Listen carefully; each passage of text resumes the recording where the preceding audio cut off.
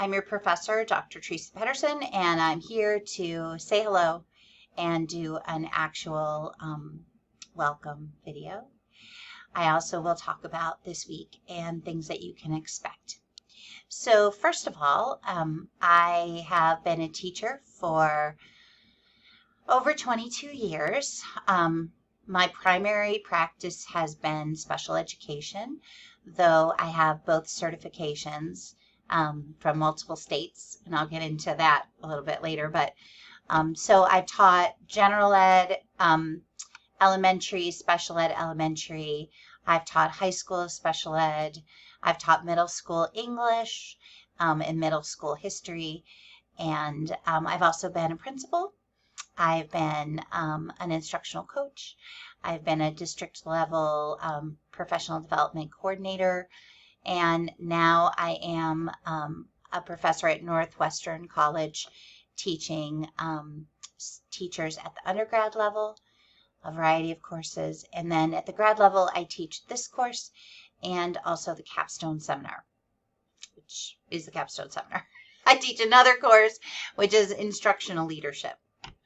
And then I teach the Capstone seminar. So I've been married to my husband, Eric, for 21 years, and he is a psychologist with the U.S. Army. We lived overseas for most of our marriage in starts and stops.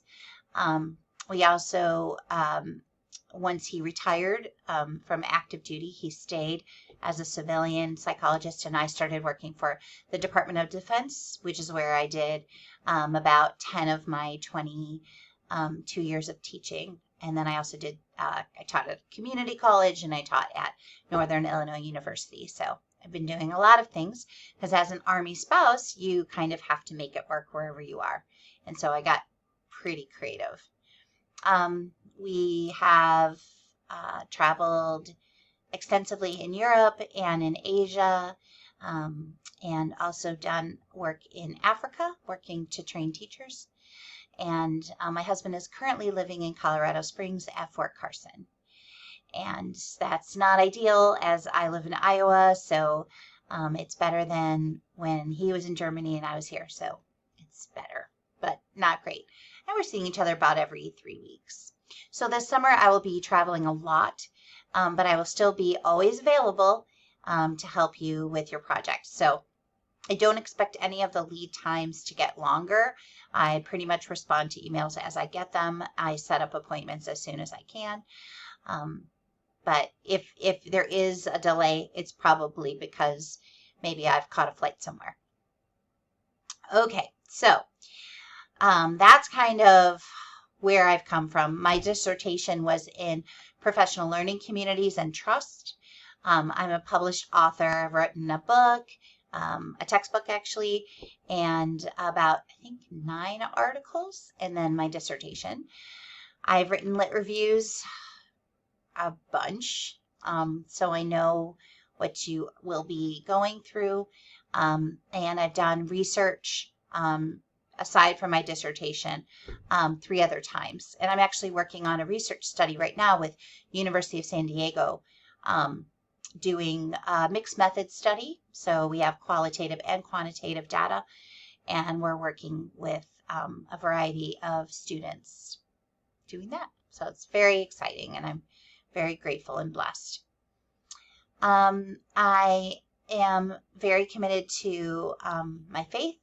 As a Christian, I feel that I've been called to do this work, and so I do spend a lot of time praying for each of you and for your success, because that's really, really important to me. So please, as a result, don't hesitate to reach out to me with prayer requests. I'm always happy to pray for you. I could pray with you, whatever your needs are. If you are not a Christian or you have a different faith background, I would love to hear about it, and I would love to know more about you. So don't hesitate to reach out. You will notice this week there will be a link to a Padlet, which will be posted. And if you haven't used Padlet before, it's super fun. And this is not anything having to do with the course. This is just a way for us to build community within the course, and you will be able to post all different kinds of information there. So take a look for that. As far as this week, many of you are still watching the videos and doing the right online module. That is super important that that gets done. You must mark reviewed. I will be sending out emails to students who have not completed that work after Sunday of this week. Just as a reminder, I think that you're going to find these resources very helpful. You're working on your proposal. Please remember before you do your proposal that you really have to choose what kind of project you're going to do. So whether that's an action research project or a full lit review as your capstone or a school improvement plan. Please check the template checklists and see what all of the pieces are. If you have any questions, set up an appointment to talk to me because I'll be happy to help you with that. Once you turn in your proposal, it may be accepted right away, or I may ask you to do revisions and resubmit. Every one of those links is open to unlimited submissions. So don't worry about that. You can submit many, many, many times.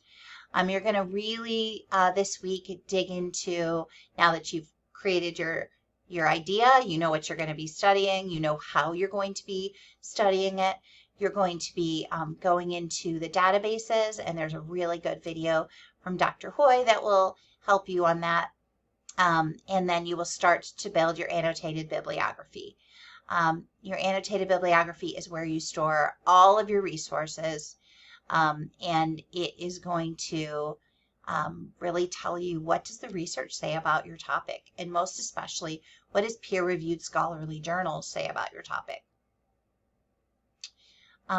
That'll be a very, very important thing that you need to accomplish this week. If you have an action research project or a school improvement plan, you are going to be looking at data. And those of you that have those plans, as soon as I know that's what you're working on, I will be reaching out to you to make sure that you're really set with your methodology and how you're going to do your statistical analysis. This is especially important for action research. For the school improvement plan, you have to have data, but that data is usually the data that you used to determine that there was a problem at the school that needed to be fixed. So most often that is static data that's just been already collected. It's been sitting at your school, whether that's a standardized test or behavioral data or grade level reading, writing, math data, all of those things. If you're doing a lit review, you do not need to get IRB approval. The Institutional Review Board is designed to protect human subjects, and so it is only necessary to get IRB approval if you have human subjects that you are studying. There are two kinds of IRB approval. One is the full approval of the IRB, and the other is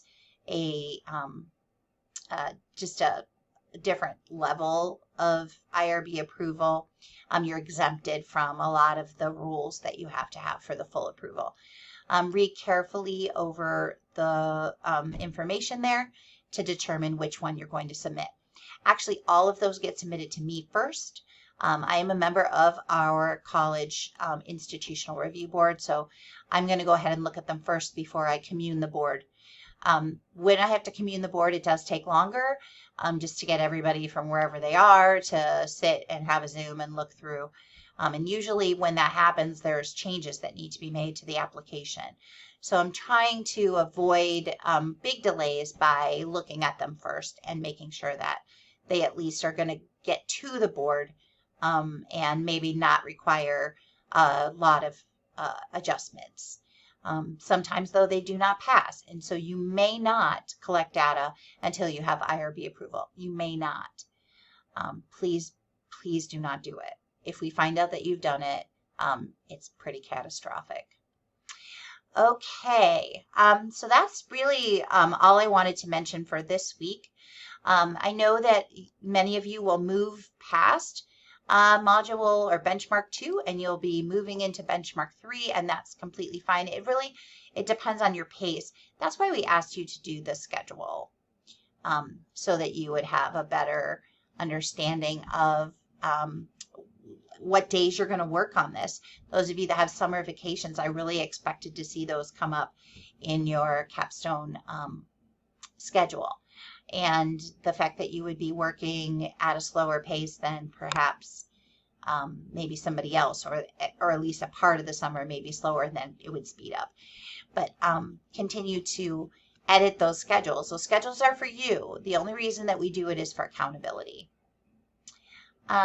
Okay, well, I'd like to go ahead and leave you just with a short devotional for you to kind of think about for the week.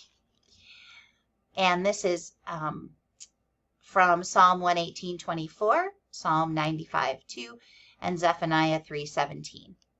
Open your hands and your heart to receive this day as a precious gift.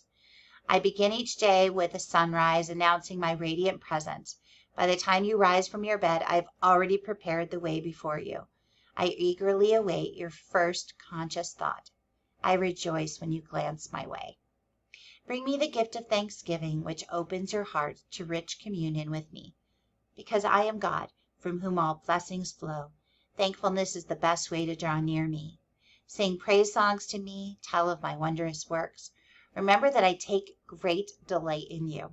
I rejoice over you with singing. And that's taken from Jesus Calling, a really lovely year-long devotional by Sarah Young. Okay, I'm here if you need me. The best way to reach me is send an email to schedule a chat. We can do that via Zoom, via phone call, via Google Meet, whatever works for you.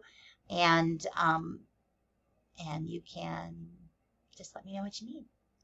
Okay, take care. I'm pulling for you.